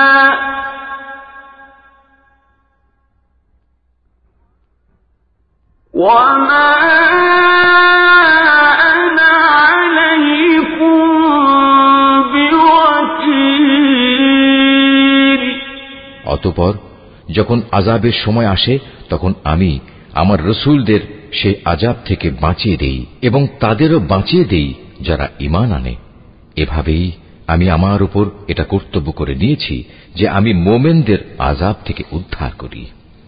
হে নবী, তুমি লোকদের বলো, হে মানুষরা, তোমরা যদি আমার আনিত দ্বীন সম্পর্কে কোনো সন্দেহ করো তাহলে শুনে রাখো, আল্লাহ তাআলা ছাড়া অন্য যাদের তোমরা ইবাদত করো আমি তাদের ইবাদত করি না। আমি তো বরং তার মহান সত্তার ইবাদত করি যিনি তোমাদের মৃত্যু ঘটান। আমাকে আরো আদেশ দেয়া হয়েছে আমি যেন মোমেনদের অন্তর্ভুক্ত থাকি। আমাকে আরো বলা হয়েছে তুমি আল্লাহর দ্বীনের জন্য একনিষ্ঠভাবে নিজের চেহারা প্রতিষ্ঠিত করো এবং কখনো তুমি মুশরিকদের দলে শামিল হও না। আমাকে আদেশ দেয়া হয়েছে তুমি কখনো আল্লাহ তাআলাকে বাদ দিয়ে এমন কাউকে ডেকো না যে তোমার কোনো কল্যাণ যেমন করতে পারে না তেমনি তোমার কোনো অকল্যাণও সে করতে পারে না। এ সত্ত্বেও যদি তুমি অন্যথা করো তাহলে তুমি অবশ্যই জালেমদের মধ্যে গণ্য হবে। যদি আল্লাহ তাআলা তোমাদের কোনো দুঃখ কষ্ট দেন তাহলে তিনি ছাড়া অন্য কেউই নেই তা দূরীভূত করার। আবার তিনি যদি মেহেরবানি করে তোমার কোনো কল্যাণ চান তাহলে তার সে অনুগ্রহ রদ করারও কেউ নেই।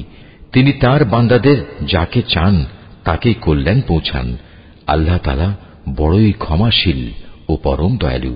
হে নবী, তুমি বলো, হে মানুষ, তোমাদের কাছে তোমাদের মালিকের পক্ষ থেকে সত্য দ্বীন এসেছে। অতএব যে হেদায়েতের পথ অবলম্বন করবে সে তো তার নিজের ভালোর জন্যই হেদায়েতের পথে চলবে, আর যে গোমরা থেকে যাবে সে তো গুমরাহির উপর চলার কারণেই গোমরা হয়ে যাবে। আমি তো তোমাদের উপর কর্মবিধায়ক নই যে জোর করে তোমাদের গুমরাহি থেকে বের করে আনব। واتبع ما يوحى إليك واصبر حتى يحكم الله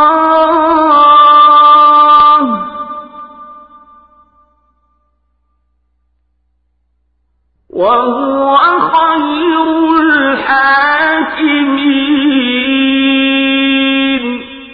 হে নবী, তোমার উপর যে হেদায়েত নাজিল করা হয়েছে তুমি তার অনুসরণ করো এবং ধৈর্য ধারণ করো যে পর্যন্ত আল্লাহর পক্ষ থেকে কোনো ফয়সালা না আসে, কেননা তিনিই হচ্ছেন সর্বোত্তম ফয়সালাকারী।